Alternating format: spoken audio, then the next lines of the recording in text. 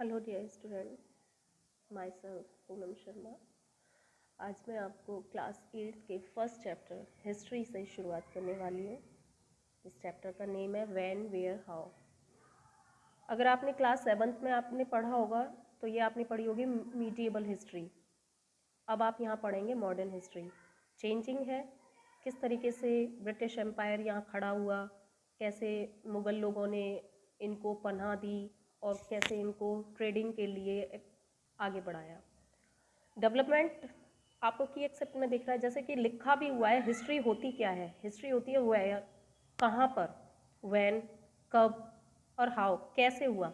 जिन questions के हम answer इस तरीके से सोच करके देखें कि व्हेन वेयर हाउ, कब, कैसे, कहाँ, कोई भी चीज़ हुई, उसी चीज़ का जब आंसर हम ढूंढने लग गए, दैट्स कॉल्ड अ हिस्ट्री। उसे ही हम हिस्ट्री कहते हैं। भारत में अगर हम देखा जाए तो in a modern India, modern period begin with the establishment to British rule under the East India Company. Bharat में अगर हम मॉडर्न पीरियड की बात करें, मॉडर्न पीरियड इट मीन्स आधुनिक युग, कब से शुरू होता है या कब से इसकी नींव मानी जाती है? तो एस्टेब्लिश मतलब होता है स्थापित होना। ब्रिटिश रूल कब स्थापित हुआ और किसके राज में स्थापित हुआ? तो under the East India company. तो इसका आंसर जब निकलता है तो वो निकलता है ईस्ट इंडिया कंपनी के राज में। With the establishment, British rule, several major changes development took place in the political, economic, social, cultural life of India. जैसे ही भारत में ईस्ट इंडिया कंपनी की शुरुआत हुई, तमाम बहुत सारे चेंजेस इस भारत में देखने मिले। जैसे कि कहा जा सकता है चेंजेस तो थे ही थे, साथ में ये समझो कि विकास भी हुआ, डेवलपमेंट।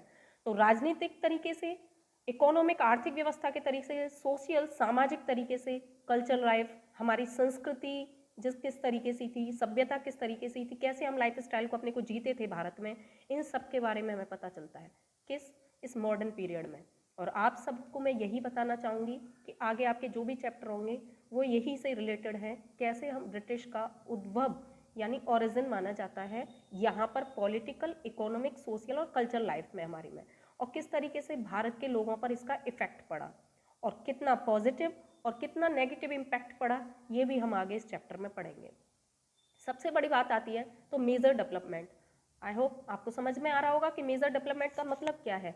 ऐसे बड़े बड़े विकास जो ब्रिटिश शासन में यहाँ पर हुए। अगर आपने मीडिएवल पीरियड में पढ़ा तो आपने देखा कि कल्चर, यहाँ पे कल्चर लाइफ की बात कर रहा है, तो कल्चर लाइफ में ऐसी बहुत सारी चीज़ें थी जो ऑर्थोडॉक्सी में चल रही थी। ऑर्थोडॉक्सी मतलब रूढ़िवादिता में, जैसे कि हमने देखें तो सती प्रथा थी उस समय पे, चाइल्ड मैरिज था, विडो रिमैरिज, इन सब पे विधवाओं के लिए विवाह का अधिनियम चालू हुआ। सामाजिक तौर पर देखा जाए तो सती प्रथा का अंत करवाया। तो ऐसे बहुत सारे मेजर डेवलपमेंट हुए जिनके बारे में हम पढ़ते हैं। With the coming of British new system of administration, उस समय पे शायद मुगल लोगों का शासन था तो उनको एक तंत्र जैसे मोनार्की कहते हैं, उन्हीं लोगों का शासन चल रहा था। तो ब्रिटिश शासन के आने पर सबसे पहले तो प्रशासन में चेंजिंग आई, लॉ, कानून बनाए गए एंड रेवेन्यू कलेक्शन। और सबसे बड़ा अगर देखा जाए तो उस समय का जो सबसे मेजर पॉइंट बोला जाता है वो है राजस्व कर या फिर भूमि कर, इस तरीके से लगाए जाने वाले कर जिन्हें हम कहते हैं रेवेन्यू कलेक्शन, यानी कि टैक्स को इकट्ठा करना, कर लगाना, वर इंट्रोड्यूस इन इंडिया। भारत में इस चीज़ से क्या कराया गया? अवगत कराया गया। The purpose of British rule was colonise. आप सोचो कि कुछ चीज़ें अच्छी थी तो मैंने आपको पहले ही बोल दिया कि बहुत सारी चीज़ें तो पॉजिटिव इम्पैक्ट में आती थी और बहुत सारी चीज़ें नेगेटिव इम्पैक्ट में थी। तो यहाँ पर अगर देखा जाए तो ब्रिटिश शासन करना कैसे चाहता था? Colonise India. कॉलोनाइज का आप मतलब समझिए एक तरीके से औपनिवेशिकीकरण जिसे हम कहते हैं, अपना ही व्यापार चालू कर देना किसी जगह पर, एक क्षेत्र पर, किसी का इंटरफेयर ना हो, खुद का ही राज्य बने, खुद ही की ही आर्थिक व्यवस्था चले, खुद ही का ही व्यापार चले, that's called a colonize India. उसे हम कहते हैं औपनिवेशीकरण Bharat. To control Indian market, इसका मतलब क्या होता है कॉलोनलाइज का? तो इसने देखो डिफाइन भी किया है, the control Indian market to drain away wealth from India. Bharat में व्यापार कर कर और उसके पूरे मार्केट पर अपना अधिकार करके ड्रेन अवे, अपनी यहाँ से निकाल ले जाना। किस चीज़ को निकाल ले जाना? वेल्थ, इस पूंजी को। कौन सी पूंजी को? भारत की पूंजी को। आप सबको पता है भारत को आज भी हम बोलते हैं सोने की चिड़िया वाला देश। रीज़न, यहाँ पे तमाम, आप सोचो कि सोने की चिड़िया नहीं, यहाँ वेल्थ की कोई कमी नहीं थी। इंडिया सबसे ज़्यादा प्रॉस्परस कंट्री में माना जाता था और शायद यही वजह थी कि लोग यहाँ पे विश्व व्यापार करने के लिए तैयार रहते थे। मतलब सबको लगता था कि हमें व्यापार भी करना है तो किससे करना है, भारत से।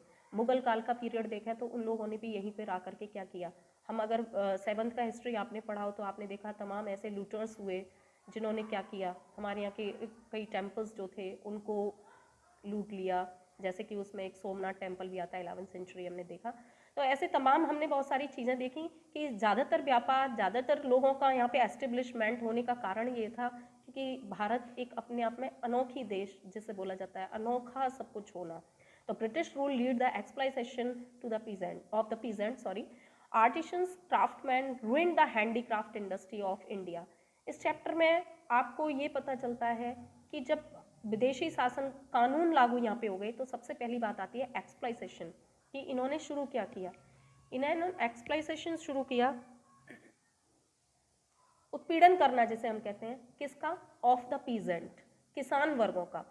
अगर भारत में सबसे ज़्यादा किसी को झेलना पड़ा, जिसे हम कहें कि टॉर्चर होना, एक्सप्लॉइटेशन होना, तो वो कौन हुआ था, सबसे ज़्यादा जो होने वाले थे मेजर पॉइंट में आते हैं, सबसे ज़्यादा बैड इफेक्ट जिस पर पड़ा, नेगेटिव इम्पैक्ट जिस पर पड़ा, तो वो था किसान वर्ग। किसान वर्ग, आर्टिशंस, ऐसे लोग जो हाथों से काम करने वाले थे, क्योंकि हमारे यहाँ तब शायद मशीनीकरण नहीं था, मैकेनिज्म नहीं था, तो यहाँ पर क्राफ्टमैन लोग अपने हाथों से सारे कामों को करते थे। इन सबको क्या किया गया, रूइंड मतलब समझते हो, नष्ट कर देना। रूइंड द हैंडीक्राफ्ट, हाथ से किए जाने वाले हर काम को क्या कर दिया गया, खत्म कर दिया गया। कहाँ से, इस भारत में। और शायद हमारे भारत के पास यही काम था, हस्त कार्य करना, जिसे हम कॉटेज इंडस्ट्री भी बोल देते हैं, लघु उद्योग, लोग अपने आप से ही काम करते थे। अब मेरा आपके लिए एक क्वेश्चन है, आप कमेंट बॉक्स में मुझे देंगे कि उस समय पे ये उद्योग थे क्या, यानी कि मैं अगर बात कहूँ कि हैंडीक्राफ्ट इंडस्ट्री क्या थी, तो आप मुझे प्लीज गिव मी आंसर। ठीक, आगे बढ़ते हैं। Naturally, the Indians protested against this colonial operation, leading the Socratic incident to localized violence and finally the mass revolt in 1857। जैसा कि मैंने कहा, ये समराइज चैप्टर है कि यहाँ पे कैसे हुआ, क्या हुआ। और अगर देखा जाए तो हमने कहा ना, प्रोटेस्टेड अगेंस्ट, किसके खिलाफ में खड़े हो जाना, तब वही भारतीय किसान और आर्टिशंस, क्राफ्टमैन, ये सभी किसके लिए खड़े हो गए, प्रोटेस्टेड अगेंस्ट, उन लोगों के खड़े हो गए, किसमें, कॉलोनियल ऑपरेशन, जो ये औपनिवेशीकरण था, जो उस ऑपरेशन से मतलब कि दबाव में आने के बाद इन लोगों ने अपने आप को वायलेंस कर लिया, यानी हिंसा फैलने लगी।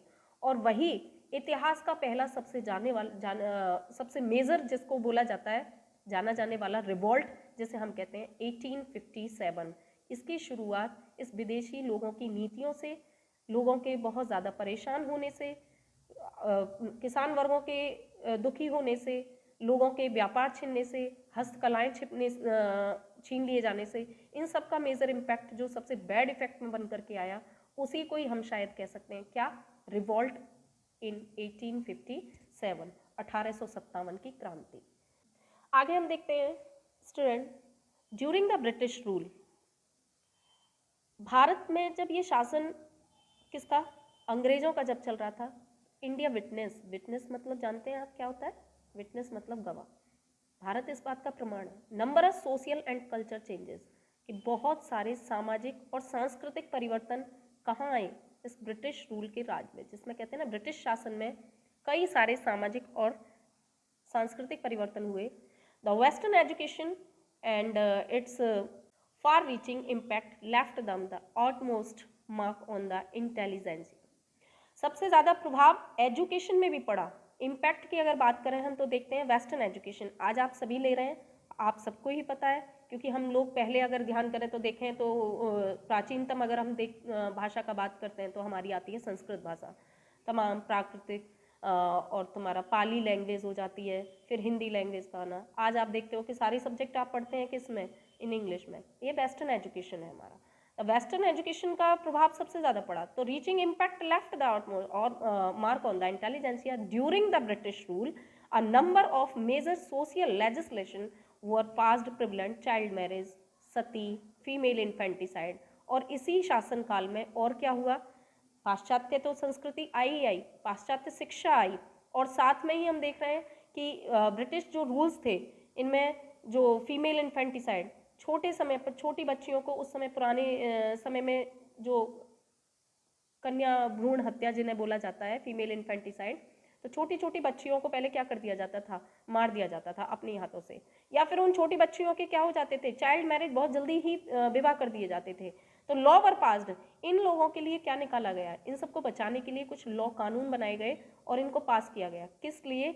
Improve the condition of widows and impart education of the women, जिससे कि विधवाओं की भी क्या हो, स्थिति में सुधार आए, औरतों को भी शिक्षा प्रदान हो। कई सारे प्रभाव जो थे देखने को भी मिले, किसमें, इस ब्रिटिश शासन में। तो Indian reform lead the major protest against the social evil the caste system. अंग्रेज शायद इस बात से बहुत ज़्यादा उनको भी बुरा लगा हो, या फिर उन्होंने जब यहाँ पर देखा कि यहाँ पर सबसे ज़्यादा दयनीय स्थिति, या फिर ये कहो कि बहुत ही बैड इफेक्ट अगर कोई झेल रहा है, किसी को पड़ रहा है, तो वो यहाँ की कौन थी, महिला वर्ग। बचपन में शादी कर दिया जाना, या फिर उनकी हत्याएं कर दिया जाना, या फिर अगर विधवा अगर हो जाती थी वो, तो फिर से उनका कोई पुनर्विवाह नहीं, तो आजीवन उनको इसी तरीके से क्या करना, विधवा जीवन को जीना। तो ऐसी तमाम कई सारी गलत, जिसे रूढ़िवादिता हम कहते हैं, ये भारत झेल रहा था और भारत की महिलाएं झेल रही थी, जिनके लिए ब्रिटिश शासन ने नए कानून बनाए और ये सारे जो बंधन थे उनको मुक्त कराने की कोशिश की गई। Thank you everyone. I hope आपको अच्छा लगा हो मेरा वीडियो, तो प्लीज़ लाइक और शेयर ज़रूर करना, और अगर कोई भी त्रुटि हो तो मेरे कमेंट बॉक्स में ज़रूर डालना। अगर आपके कोई भी क्वेश्चंस हैं, जब भी आपके डाउट्स हैं, तो प्लीज़ आप क्लियर करें उनसे, और मैं आपको आपके आंसर तभी दूँगी।